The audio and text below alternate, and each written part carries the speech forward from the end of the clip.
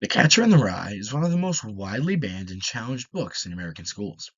Today, I'm going to talk about why this book caused so much controversy, what it's actually about, and why I think banning it is the opposite of what schools should be doing. I chose this book because it's such a recognizable story about teenage frustration. I know that when I was growing up, I tended to have a feeling that I didn't really fit in anywhere. And that's what the main character of this book, Holden, shows us perfectly. I was interested in understanding why adults find that so threatening that they would want this book to be removed. The main character, Holden, he's not perfect, but he is real. He represents feelings most teens are afraid to say out loud. This book helps show how confusing it is to grow up, and I think banning something that reflects real emotions sends the message that those feelings should be hidden. The author, J.D. Salinger, was a very private writer. He had a lot of work in his life that he did, but one of the biggest things that influenced his book was his time in World War II. I mean, he served and fought. He was a part of D-Day. He survived D-Day. And you can see in his writing, especially this book, how the trauma from that experience has influenced his work. His writing focuses a lot on innocence and the pain of becoming an adult. The book was released in 1951, and it immediately became a bestseller, especially among teenagers. Right from the start, though, parents and schools weren't really sure how to handle the honesty in the language and attitude towards authority that the book had within it.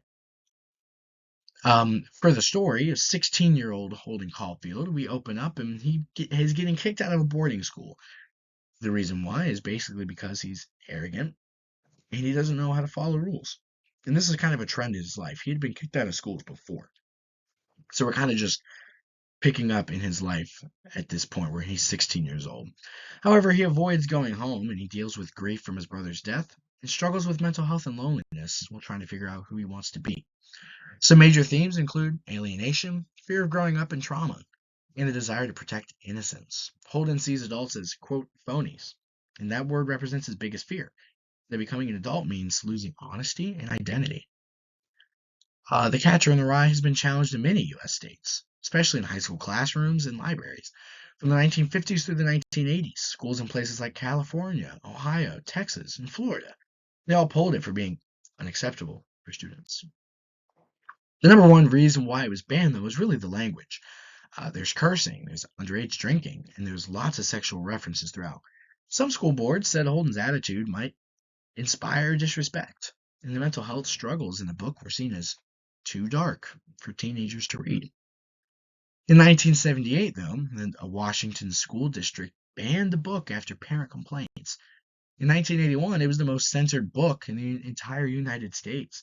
And even recently, parents still challenge it because they think it encourages rebellion or challenges traditional morals.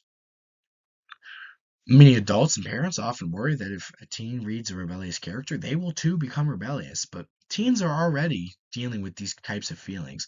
I think the book doesn't create bad behavior, it just gives a place to talk about it. And I think the fear comes from adults not wanting to confront uncomfortable topics.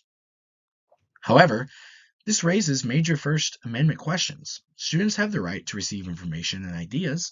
Banning books takes that away. The debate is really about whether schools should protect students from reality or if schools should prepare them for reality. The First Amendment, as we know, protects our right to think, read, and express ourselves. And in the case Tinker v. Des Moines, the Supreme Court said students do not lose their rights when they walk into school. That applies to reading too, not just to speaking.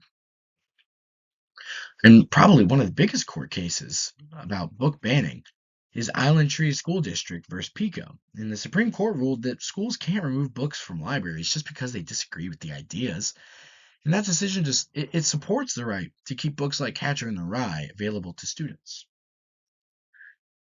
This book, on an educational standpoint, I mean, it opens up conversations about grief, depression, loneliness, and identity. And those topics exist in real life for teenagers. And instead of pretending that they don't, teachers use this novel to help students think through them in a safe environment. Or at least I think that's what we should do with the book. And I think that teenagers relate specifically to this, and I know I related when thinking about my own childhood. I think people relate because Holden doesn't trust adults and he doesn't know what to do next in his life. I think that's a familiar feeling for people in high school. Even though he complains a lot, he just wants to feel loved and understood. My opinion, I don't think banning this book really protects anybody. If a story makes somebody uncomfortable, it probably means that it matters. Students deserve the chance to learn from books that challenge them and help them understand emotions they might not know how to put into words. Now, even though this book is now a little over 70 years old, the pressures of growing up, pretending to be fine, and hating fake things, these are all still the same today. Holden Caulfield in this book was one of the first teen voices in literature that actually sounded like a real teenager. Now, every time a book gets banned, I think it shows how fear can control what we learn. Censorship isn't about safety, it's about power. And Catcher in the Rye teaches us that silencing uncomfortable ideas doesn't actually solve problems, really. Actually, all that really does is it just avoids them. So, to close this out, I think that if a book still makes people argue decades later after it's published, it clearly has something important to say. I think that this story challenges us to be honest about how messy growing up really is, or at least how messy growing up really can be. And I think instead of banning it, we should use it to start real conversations in schools. Thanks for watching.